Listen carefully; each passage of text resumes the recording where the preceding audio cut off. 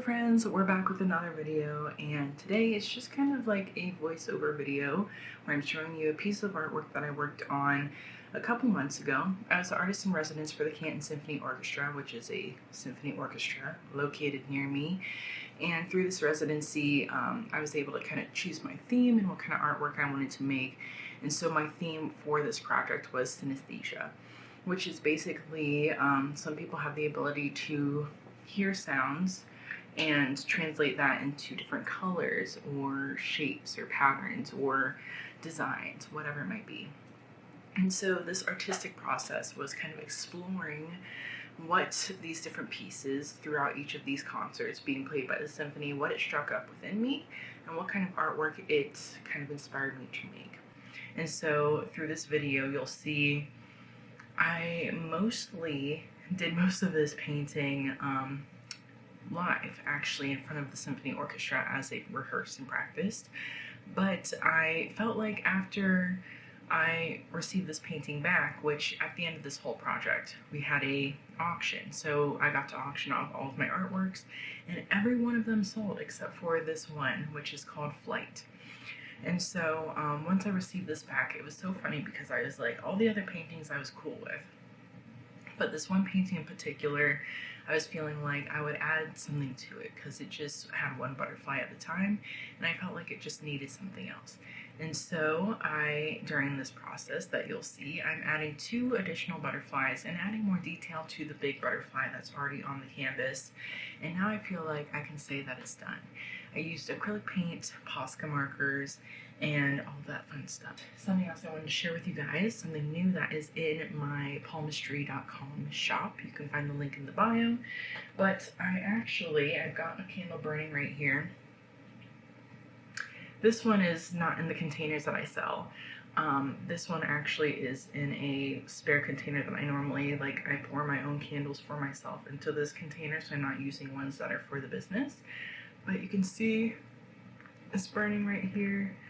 Has a bamboo wick, very cute, smells good. But this scent, I have 3 scents, but the one I have to show you right now, it is called Refreshed. There's focusing, but it's called Refreshed. This is the label, you can find it on my website. But the top notes are lemon and ginger, and then the middle note is honeysuckle, and the base notes are wood and violet. But it's 100% natural soy wax. It does have a bamboo wick, which you can see in there. It's hand poured, smells really good. This one is more of like a florally sort of scent, but it's a really nice, refreshing scent, good for any time of the year, but I really like it for spring and summer. But either way, let's go ahead and jump into the video.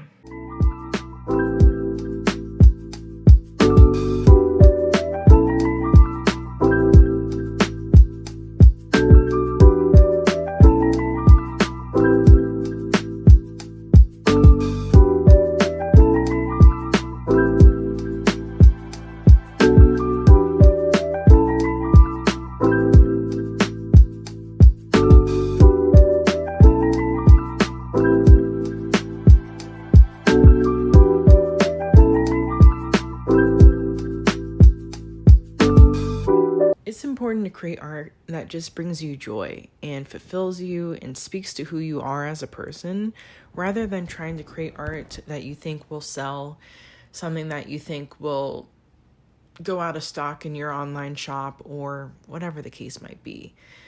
Yes, it might maybe make you money. It's no guarantee. A lot of times we're just kind of looking at things we see people make and we're thinking, oh, they have their shop sold out all the time. Maybe I should make art like that.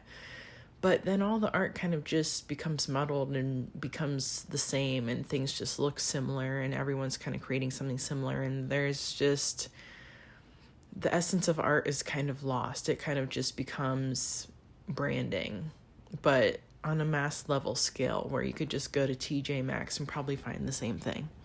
So we want to avoid that.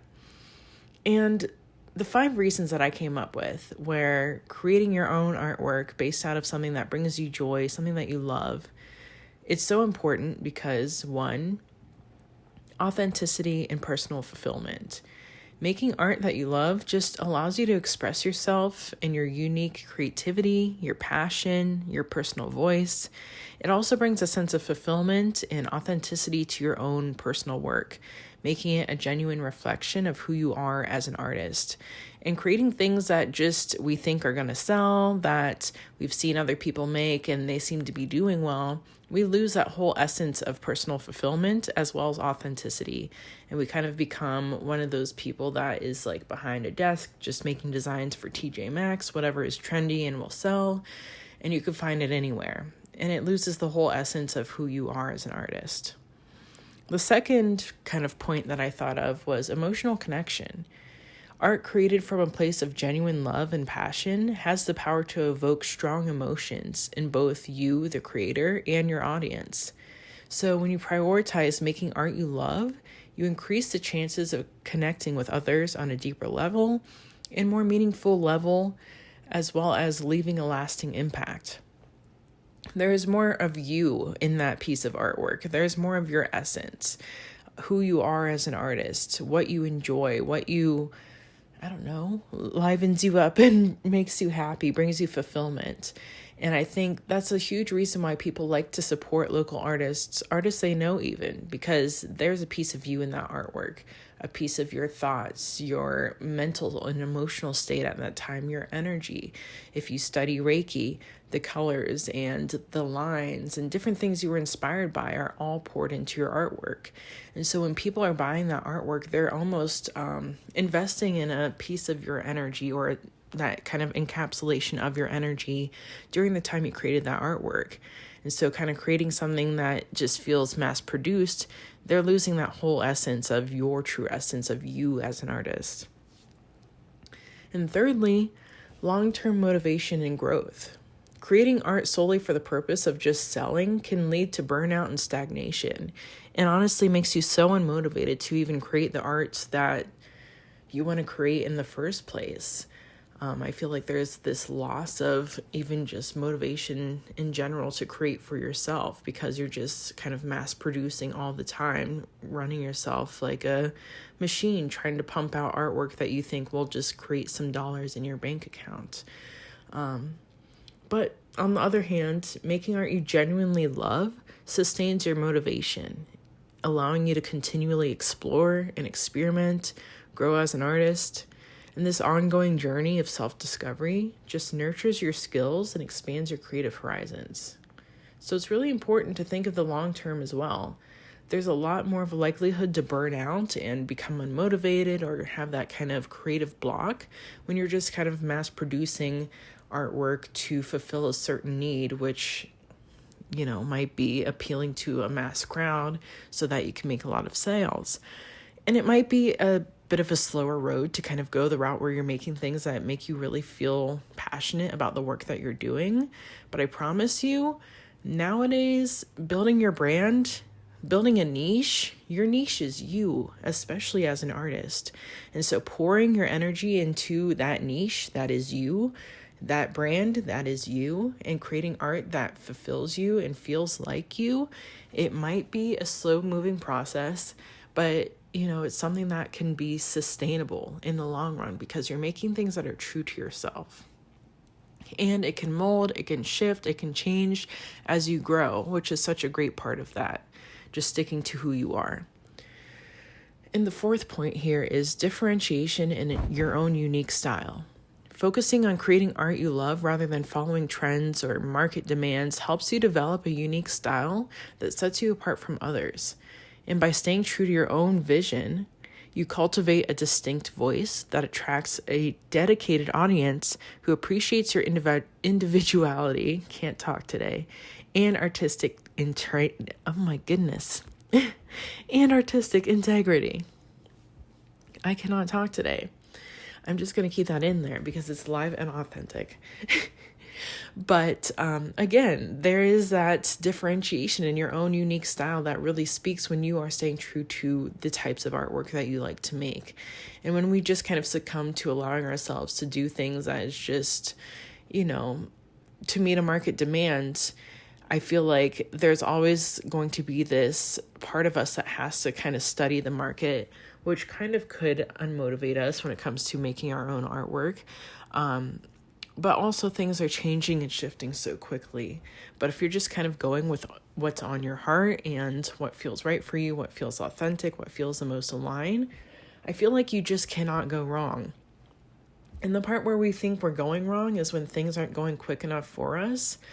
But we're forgetting that we live in a very fast-paced world where things move very, very quickly, and people expect instantaneousness just because we have the internet. We could easily just click a few buttons and find a few answers.